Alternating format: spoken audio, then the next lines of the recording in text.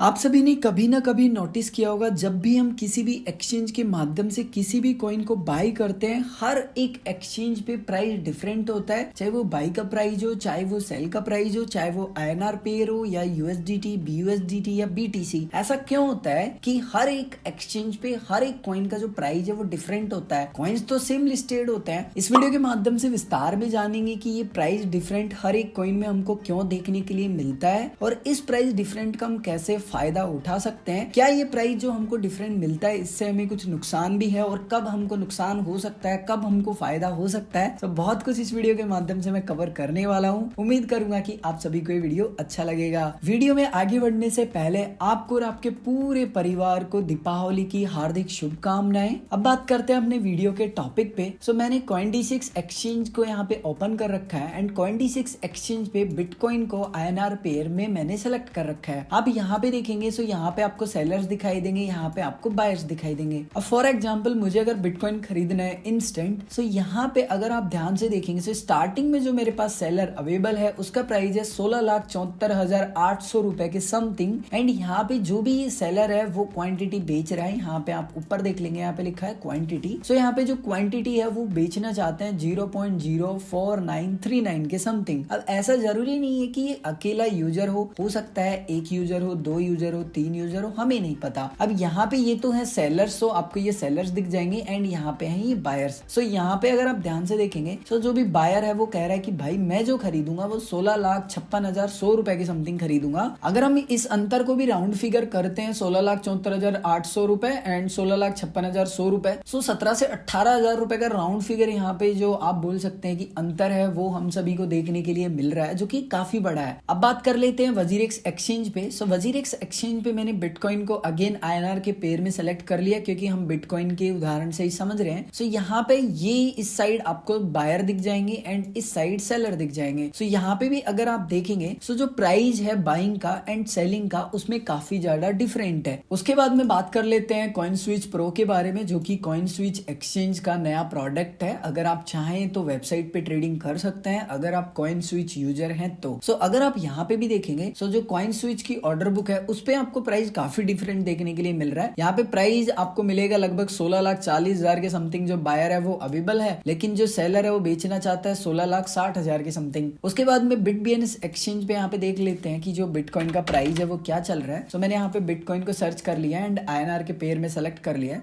यहाँ पे प्राइस आपको अलग ही देखने के लिए मिल जाता है, एकदम नेक्स्ट लेवल प्राइस है। यहाँ पे तो 18,94,000 के समथिंग जो प्राइस है वो आपको देखने के लिए मिल जाता है एंड सेलिंग का जो प्राइस है वो भी सेम सा ही है। ऐसा नहीं है कि लगभग 17 लाख में मान लो कोई खरीद रहा हो और 18 लाख में बेच रहा हो, तो उतना डिफरेंट नहीं है। यहाँ पे सिंपली आपको 200-250 रुपए का ही जो डिफरेंट है वो देखने के लिए मिल रहा है। इससे ज्यादा जो डिफरेंट है वो देखने के लिए नहीं मिल रहा है। लेकिन ताज्जुब की बात ये है कि हर एक एक्सचेंज पे जो कि बड़े एक्सचेंज है इंडियन, इन पे 17 लाख भी जो प्राइस है सिंपली वो नहीं है। अगर आप ध्यान से देखेंगे यहाँ पे भी आपको देखने के लिए नहीं मिलता है। लेकिन BitBNS एक्सचेंज पे जो बिटकॉइन का प्राइस है वो इतना ज्यादा देखने के लिए मिल रहा है। आप मानो राउंड फिगर करो 19 लाख रुपए के समथिंग जो बिटकॉइन का प्राइस है वो आपको देखने के लिए मिल रहा है। देखिए, सबसे पहले INR पेयर को हम समझेंगे, उसके बाद में USDT के पेयर को हम समझेंगे। बेसिक से जो कॉन्सेप्ट है उससे मैं शुरुआत करूंगा ताकि आपके मन में कंफ्यूजन ना हो। अब जैसे कि मान लीजिए मैं CoinD6 एक्सचेंज यूज कर रहा हूँ, ये जरूरी नहीं है कि मैं WZirX एक्सचेंज यूज कर रहा हूँ, ये जरूरी नहीं है कि मैं CoinSwitch एक्सचेंज यूज कर रहा हूँ, और ये जरूरी भी नहीं है कि मैं BitBNS एक्सचेंज यूज कर रहा हूँ। यानी कि हर एक यूजर हर एक एक्सचेंज यहाँ पे यूज नहीं करता है। हर एक यूजर अपना जो प्राइस है वो डिसाइड करता है कि मैं इस प्राइस पे जो अपना कॉइन है वो सेल करना चाहता हूँ। फर्स्ट रीजन होता है जो एक्सचेंज पे हमको प्राइस देखने के लिए मिलता है, by side and sell side ये प्राइस डिफरेंट होता है। ये बहुत ही स्मॉल एक रीजन है। सबसे बड़ा जो रीजन होता है हर एक एक्सचेंज पे आपको जो प्राइस डिफरेंट दिखता है उसका रीजन है लिक्विडिटी इशू। अब आप सोचेंगे कि लिक्विडिटी इशू एक्चुअल में होता क्या है और ये कैसे काम करता है। देखिए, लिक्विडिटी का मतलब क्या होता है, जो भी यहाँ पे बायर्स और सेलर्स हैं वो कितनी मात्रा में है। इसको आप ऐसे समझिए, सिंपल से उदाहरण से मान लीजिए कि एक साइड जो बायर्स हैं वो 2 लोग हैं, ठीक है, ये बायर्स है मान लीजिए जो बाय करना चाहते हैं, और एक साइड सेलर्स हैं जो कि मान लीजिए बेचना चाहते हैं और उनकी जो नंबर ऑफ संख्या है मान लीजिए वो 10 है, ठीक है, जो कि सेल करना चाहते हैं। अब आप यहाँ पे क्या कहेंगे, सिंपल सा कहेंगे कि भाई देखो बेचने वाले तो बहुत सारे हैं लेकिन बाय करने वाले बहुत कम है। तो इसका मतलब क्या है कि अगर इन 2 लोगों को इन 10 लोगों ने मान लीजिए बेच दिया, यानी कि 2 ने बेच दिया मान लीजिए, तो ये लोग तो फ्री हो गए। अब 2 ही तो लोग थे खरीदने वाले, अब 8 लोगों के पास तो अपना सामान बच ही गया ना।